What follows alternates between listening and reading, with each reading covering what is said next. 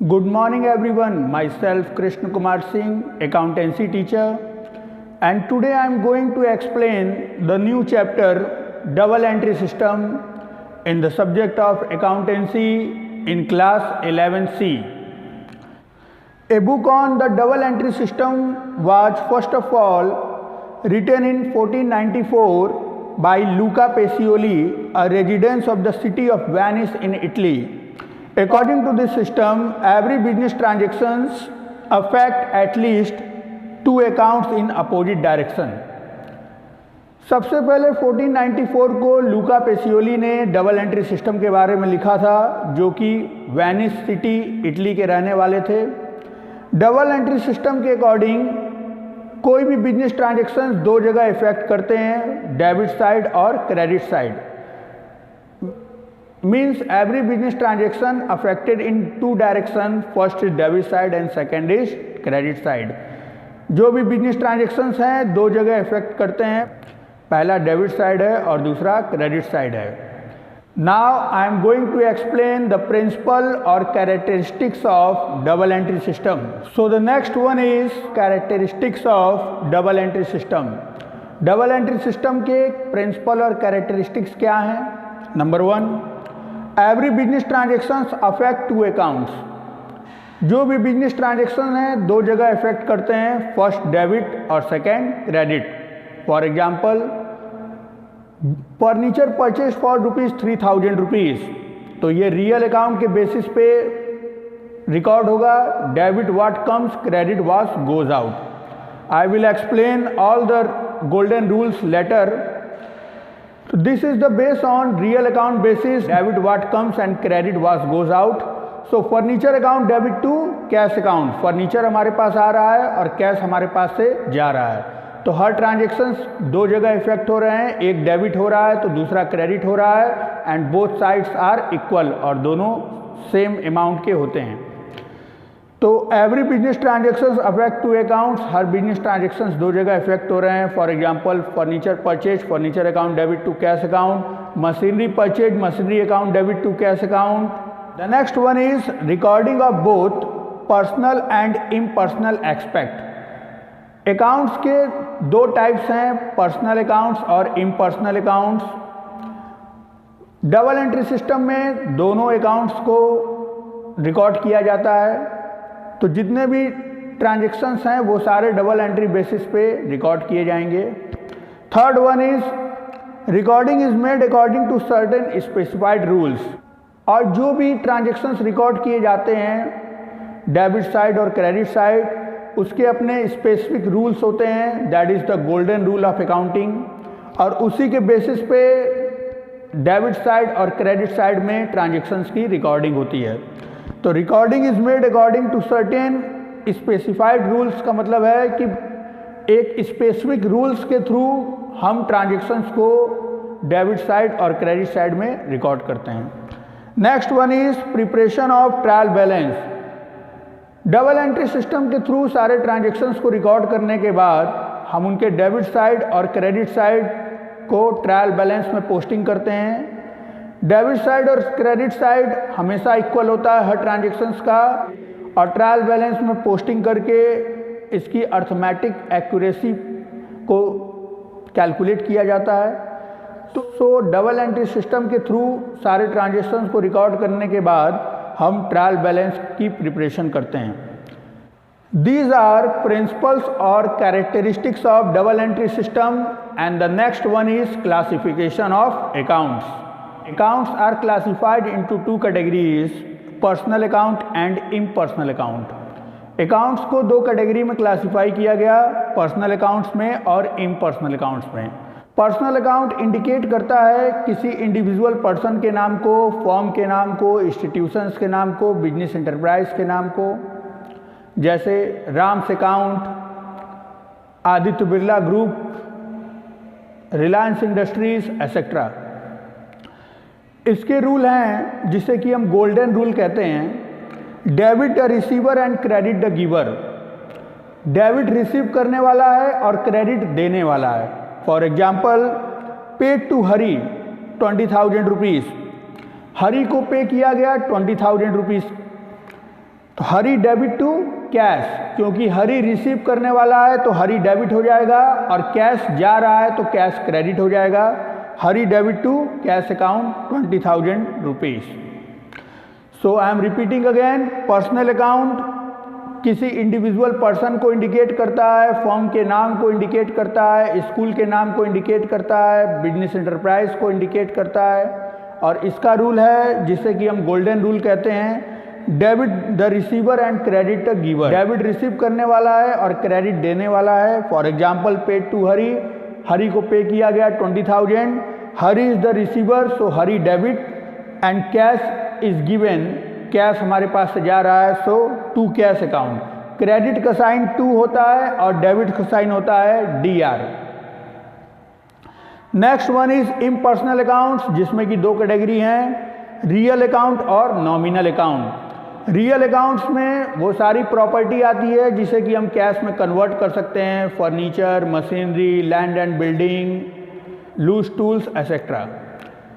इसके golden rule हैं, debit what comes and credit what goes out. जो हमारे पास आता है वो डेबिट है और जो हमारे पास से जाता है वो क्रेडिट है। For example furniture purchase, furniture खरीदा 1,000 का, फर्नीचर हमारे पास आ रहा है तो फर्नीचर अकाउंट डेबिट, और कैश हमारे पास से जा रहा है तो कैश अकाउंट को क्रेडिट किया गया 2 का साइन लगा के, तो furniture account debit to cash account. That is the golden rule of real account, debit what comes and credit what goes out. जो हमारे पास आता है वो डेबिट है, जो हमारे पास से जाता है वो क्रेडिट है।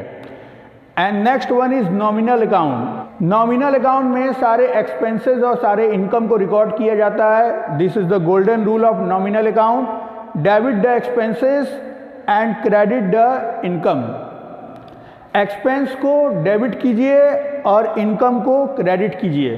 For example salary paid, salary पे किया गया तो सैलरी हमारा एक्सपेंस है तो सैलरी को डेबिट किया गया और हमारे पास से जा रहा है कैश, कैश को क्रेडिट किया गया। Salary account debit to cash account. I am explain with another example like receive commission ₹3,000 rupees. Commission 3,000 receive हुआ है तो कमीशन हमारा इनकम हो गया, इनकम को क्रेडिट करना है और हमारे पास आ रहा है cash, so cash account debit to commission account. So this is the golden rule of nominal account, debit the expenses and credit the income. So I am going to explain all the categories of classification of account with the help of example. This is the example. Classify the following accounts into the personal, real और nominal accounts. इन 23 items में classify करना है कौन personal है, कौन real है, कौन nominal है।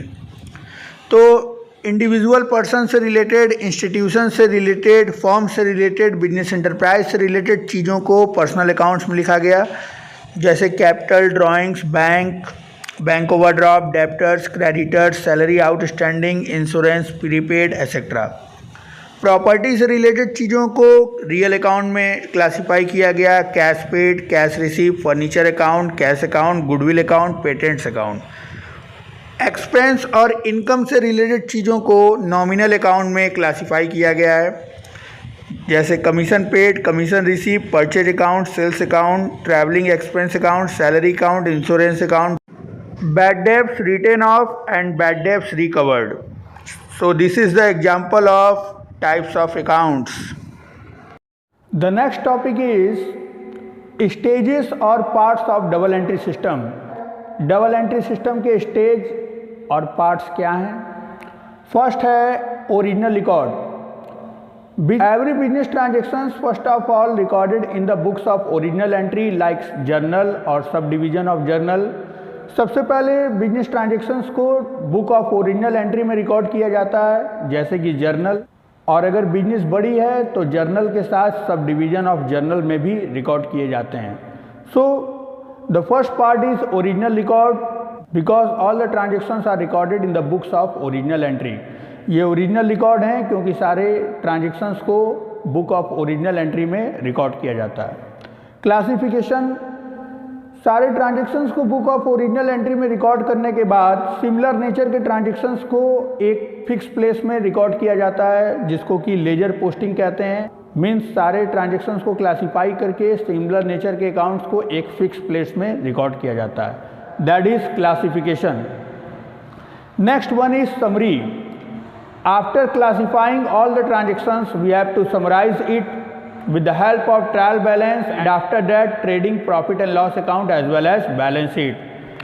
क्लासीफाई करने के बाद सारे ट्रांजेक्शन्स को समराइज किया जाता है ट्रायल बैलेंस के हेल्प से और उसी के बेसिस पे ट्रेडिंग, प्रॉफिट एंड लॉस और बैलेंस शीट बनाए जाते हैं for ascertaining the financial position of the business की फाइनेंशियल पोजीशन को कैलकुलेट करने के लिए।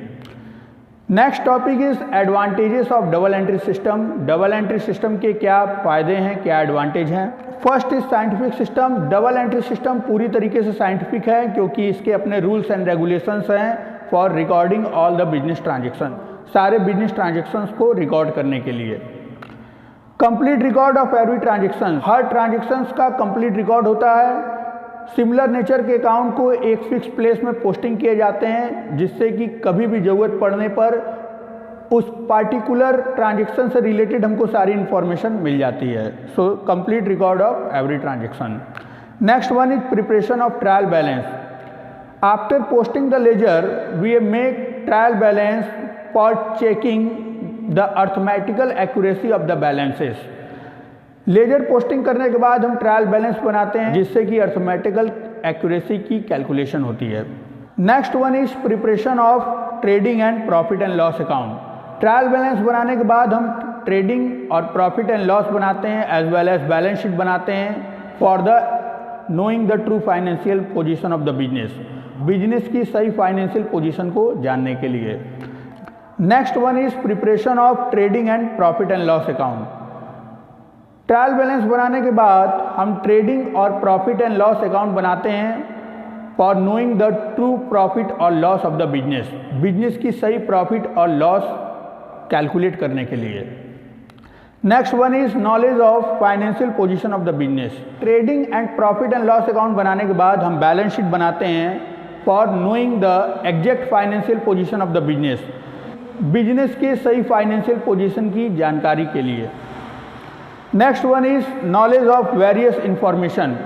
डबल एंट्री सिस्टम की हेल्प से हमको बहुत सारी नॉलेज मिलती है जैसे आउटस्टैंडिंग एक्सपेंस कितने हैं, प्रीपेड की क्या पोजीशन है, स्टॉक की क्या पोजीशन है, हमारे एसेट्स कितने हैं, लाइबिलिटीज़ कितनी हैं। तो डबल एंट्री सिस्टम से हमको बिजनेस की सारी यूजफुल इंफॉर्मेशन मिलती है।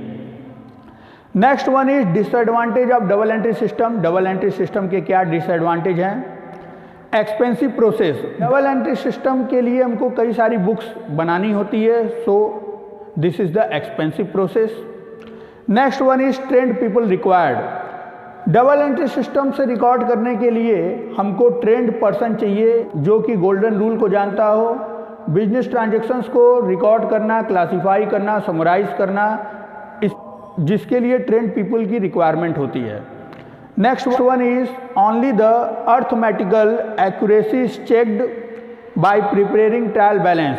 ट्रायल बैलेंस की मदद से हम केवल अर्थमेटिकल एक्यूरेसी ही पता लगा सकते हैं। अगर कोई ट्रांजेक्शन्स लिखने से छूट जाए, ओमिशन हो जाए, तो हम इसको फाइंड आउट नहीं कर सकते। सो ये हमारी लिमिटेशन है। These are the disadvantage of double entry system.